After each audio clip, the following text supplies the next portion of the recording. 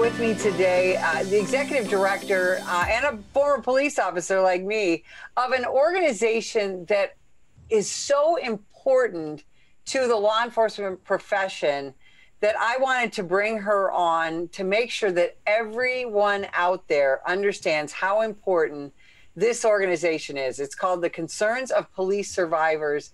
And welcome to the show, Dianne. We really appreciate you being here. Thanks for having me. It's great to be here. So let's get right to it.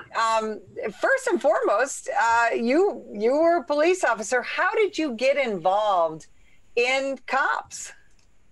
Yeah, so I was a police officer in the Columbia, Missouri Police Department, which is where the University of Missouri is. That's what most people think of when they think of Columbia.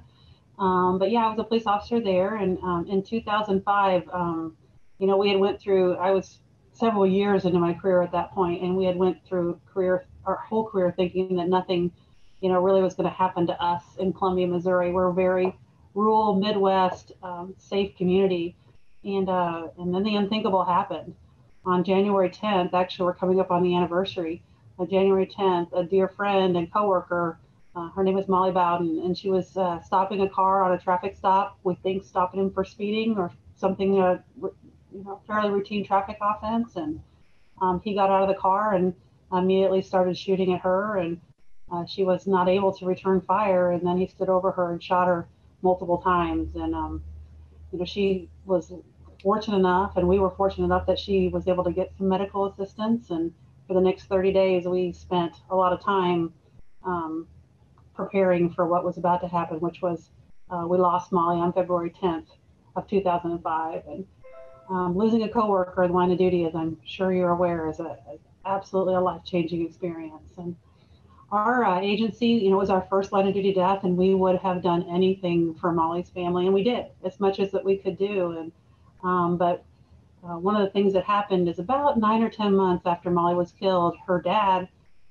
was in the police department because they're huge supporters of us, and they became our family. But her dad was in the police department, and he caught me in the hallway, and he stopped me, and he said, Dianne, I just want to tell you about this great experience I just had. And he goes, I went to this retreat for other parents of police officers who had died in the line of duty through this organization called COPS. And he goes, I think it saved my life.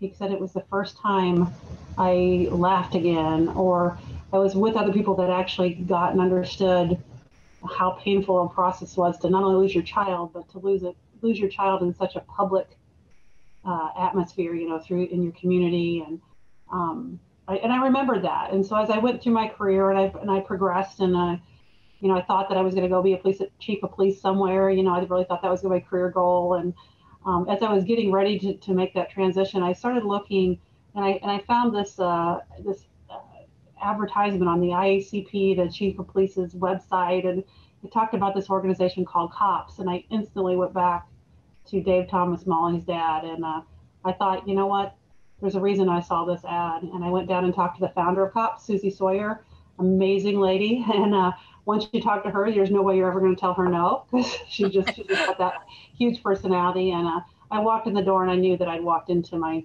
next career, my next purpose. And I directly relate that back to Molly that night, and just my way to pay back what COPS did for Molly's family.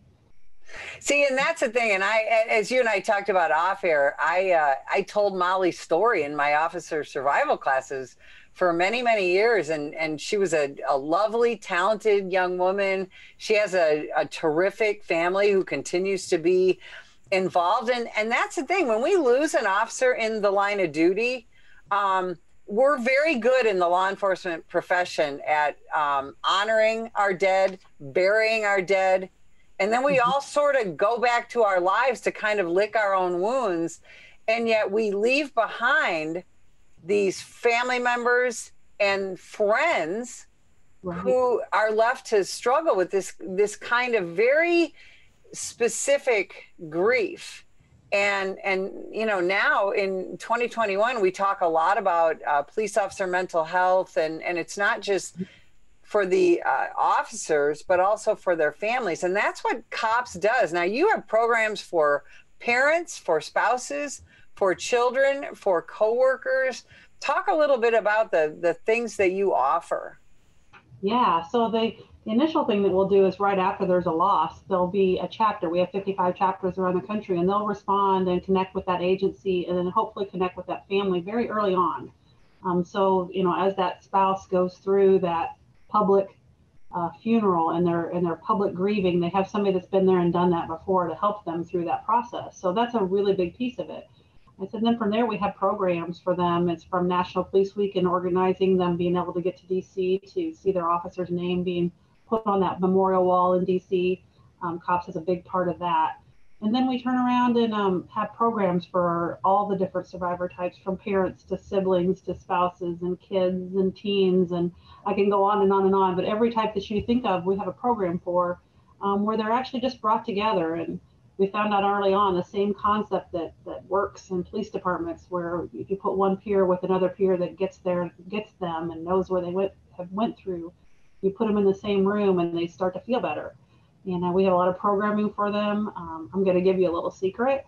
COPS is a kind of a sad organization because of the, I guess COPS is, people are a part of COPS because of a sad event. But COPS is not a sad organization in that once those survivors get together and they can work through their grief, they find lifelong friends and connections. And there's a lot of laughing and a lot of laughing for the first time for a lot of them, much like Dave Thomas told me. So those hands-on programs are hugely valuable to survivors and to coworkers of fallen officers. Now, you have an annual training conference that I have trained at and attended. And just like you said, we do a lot of serious work at the conference, but we have a lot of fun meeting with our peers, meeting with different survivors, and talking about everything else from mental health to moving on with your life. Talk about the 2021 conference, would you, for a second? Yeah, so we found several years ago, about 5 or 6 years ago, we do a lot of training for law enforcement. So we were at these trainings and we were hearing officers talk about all these issues that they're having just in their career, just dealing with the normal trauma that every police officer is going to experience. And they didn't really have an outlet, and they didn't really have a place that they trusted that they could go and talk to someone. And there was so many different needs that they had that we decided to put together this conference, which is all about the officer's wellness from the time they're a new rookie to the time they retire and beyond. And so we put together this conference that has topics that surround anything you can think of: financial awareness and strategies and peer support and dealing with the loss and responding to the cumulative trauma that you have throughout your career, and how to support your family that's going through the career with you. So we came up with this conference, and we're in year 6 coming in 2021, and we're going to be in Oklahoma City, November, I'm looking at my paper here, 12th through the 14th.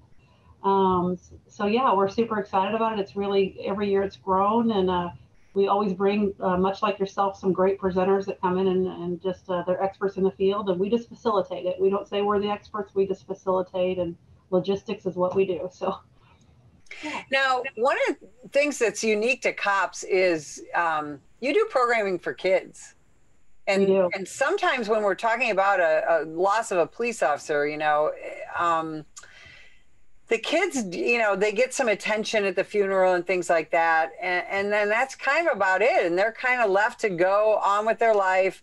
They know that their parent died as a hero, but you do some very specific things for kids, including your camps, to help them recover. Can you discuss that a minute?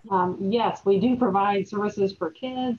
If it's okay with you, I'm going to tell you a little story that kind of illustrates why it's important for these kids. But our kids camp is for ages 6 to 14. And I was at my first kids camp, it would have been like 6 or 7 years ago now. And there's a little boy, I'm going to call him Alex, that had just been to his counseling session, which, if you can imagine, is all 6-year-old children in a room that have all lost a parent in the line of duty.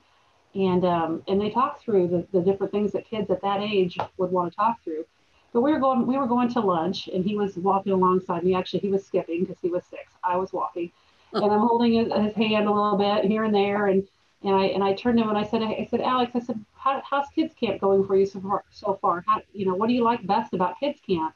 And he looked up at me and he said to me, he goes, Miss Dianne, because he was a very polite little 6-year-old. So Miss Dianne, he goes, what I like best is hear everybody's dad died. And I think it just hit me that how important that was to him, because it's not like that anywhere else in his life. And I was talking to his mom a little bit later, and I told her what Alex had said, and she talked about how in kindergarten class, which he had just finished, that she had gotten a call from the teacher because he was trying to talk about his dad being shot in the line of duty in the head in the classroom, and that they had to figure out a strategy of how they could have that not happen in the kindergarten classroom. So Alex had no other outlet to talk to other little kids, and so through COPS, he got that outlet, and it was very normalized for him, and he just felt better by that. So that's really, it's peer support. It happens from age 6 all the way to age 70. So, and then of course we do camps for the teenagers as well, 15 to 21. So they're very different than the young kids, but obviously the same concept. Right, right. Oh gosh.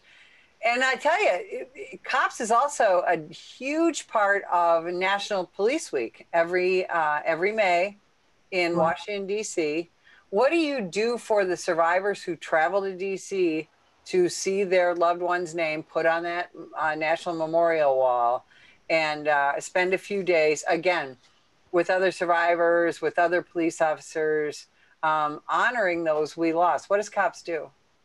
Yeah, so from very early on after the officer's death, we're in contact with the agencies and those families to identify who all the family members are. That in itself is a really big project. But once we put that together, we invite them to National Police Week, and then with our help of our chapters, we help them with that process of going from wherever they are in the country to DC into a hotel room with transportation provided. They're greeted at the airport with an honor guard that will stand at attention for them as they get off the plane, and help them with their luggage. And then they're escorted to the hotel. And that's what COPS does, those logistic pieces. And then from there, we help them get to the main events at National Police Week, like the Candlelight Vigil that National Law Enforcement Memorial Fund hosts, and the Fraternal Order of Police's memorial service on the Capitol lawn. And then we have our own survivors conference for them where they can literally get put in another room with someone who's very much like them, sometimes for the very first time. And they just start that process of getting connected and learning that what they're going through is very normal given the circumstances that they're in at that time. And many of them don't feel like they are normal at that point. But by the time they leave Police Week, there's a much different feeling. That's fantastic. So 2020 actually was a terrible year for everyone. Yeah. But it was a really difficult year for law enforcement because we lost so many more officers in the line of duty because of COVID-19. We also are seeing officer ambushes and officer firearm deaths on the rise. What are we going to do about that moving forward? How is COPS involved in that? Yeah, so just to address the COVID-19 deaths, there has been, we're tracking over 300 police officers who have died from COVID. Not all of those will be in the line of duty, although a good percentage of them will be, meaning they're known to have contracted that somewhere on duty because they're not necessarily able to social distance like the rest of us could. They have to go on those calls for service. They can't stay home and always socially distance like we were been asked to do. So unfortunately, those numbers are staggering. And the number of officers who died in 2020, if you go back years and years and years, it's been in the 70s since this high number of officers have died. And so that's a really big challenge for COPS. It's a really big challenge for this huge number of families and agencies that are now dealing with loss. For example, in the state of Texas, there's over 85 officers who've died in the line of duty this year. Those are huge numbers for any law enforcement organization to try to even to make sure they're taking good care of those families, which I know they all want to do. So the burden on just the sheer volume, we're at about a 50% increase for COPS that we're responding to this year versus other years. So that's really big. And then the other thing that everybody is dealing with is just that kind of uncertainty and that unrest that's in the country. It's been a big challenge. It's a challenge for our survivors. If you can think about that, our survivors are some of the most staunch supporters of law enforcement, and they've already been through a lot. And then they watch the profession that many of their officers died as a hero in being torn down, and that's very stressful. And we also represent survivors of a hugely diverse group, just as like law enforcement is hugely diverse group. And so we have survivors that are feeling all the tensions that we felt in 2020. So it's definitely been a challenge, and I think it comes back down to try to do the right thing every single day you go to work, and that's what we're trying to do here at COPS as well. How has the defund the police or the anti-police movement affected an organization like COPS? I think it's really just what I was just talking about, those survivors that are trying their best to grieve right now, at the same time that some of them feel ostracized from their communities because of some of the negativity towards law enforcement. So there's another layer of stress for those survivors. And then other survivors that are also looking at big picture. Maybe there's some things law enforcement could have done better in the last year or two. And then how do they marry that with, knowing that that's what their officer did and ultimately died doing. So that's been really, it's been really stressful for the survivors. We have felt the support though. That's the big thing, is we have really, even though 2020 has been a really hard year, we're fortunate that we're still being supported by our donors and our public supporters that have supported us along the way. They have marched in step with us through this pandemic, and we're going to come out on the other side okay. We're going to be okay on the other side. It's just, we got to get there. Well, and that's one of the things that at the National Police Association, we're so thrilled, because we have so many supporters of law enforcement. That's what we're trying to do, is just help to educate supporters of law enforcement, and talk about how they can help us and help their local law enforcement officers and organizations. And I'm sure you've heard some of the stories like we have about people, doing, having Back the Blue rallies and bringing, pizza to the station and all that. What kind of stories have you heard about the support out there for law enforcement? So we've seen an amazing level of support from those people that are sometimes the more silent majority, but some of them have come out of the woodwork just to show us and show law enforcement that they are there for them. I think of those younger people that are out there right now. Those are the stories that always get me, of those teens or young people that are doing things to organize to support law enforcement. And it makes you realize that the future of the country is bright because of what we hear. It's really easy to get attached to the negativity that you see, but there's a whole lot of positivity out there too. Now, you do a lot of, the organization does a lot of education for not just police survivors, but for law enforcement organizations, for their administration, because it's very complicated sometimes when we're talking about a line of duty death. If you're not involved in the law enforcement profession, you think that's pretty cut and dry, whether somebody died in the line of duty.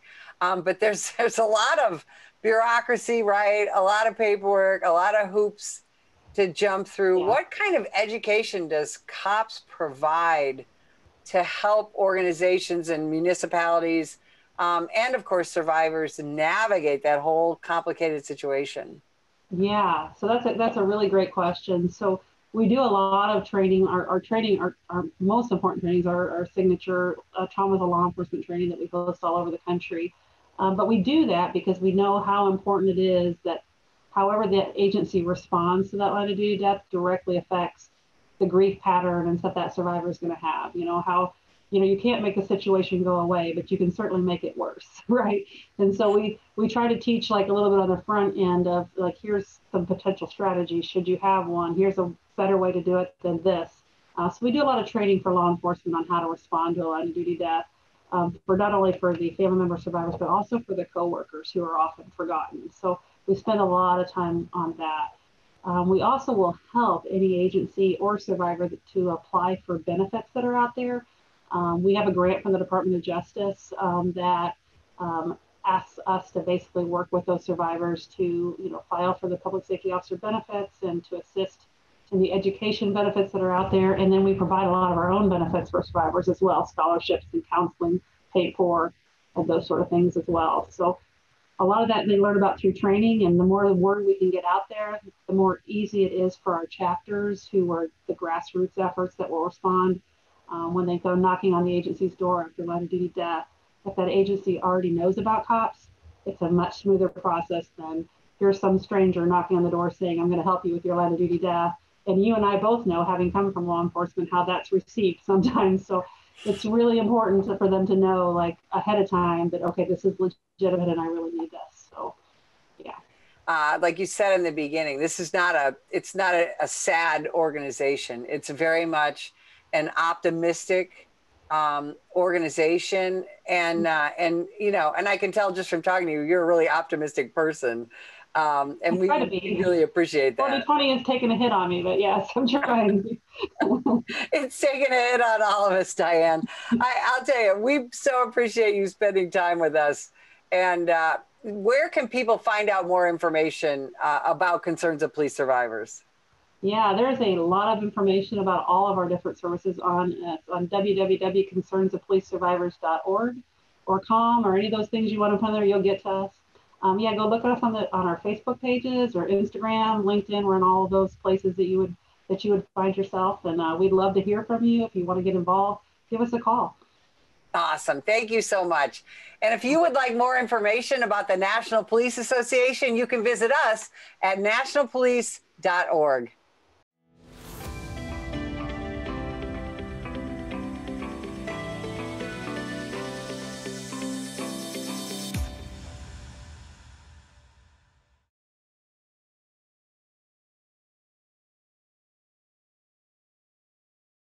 This year, over 50,000 law enforcement officers have been assaulted while on duty. A vast number of these attacks were filmed and uploaded to social media in the pursuit of likes and attention. What they want to do is film you instead of like, what can I do to help this officer? Together, we can change this disturbing trend. If that individual would have hit the right spot, you know, it could have been it for me. You know, last time I would have saw my wife, my kids. I'm Mike Solon. Law enforcement officers need your support. If you see an officer under attack, then follow these simple steps in order to help. 1. Call 911 and give the officer's exact location. 2. Ask the officer if you can assist. If the officer accepts, then do whatever you can do to safely help. 3. If the officer declines, then start filming and be a good witness. It's time to stop filming and start helping.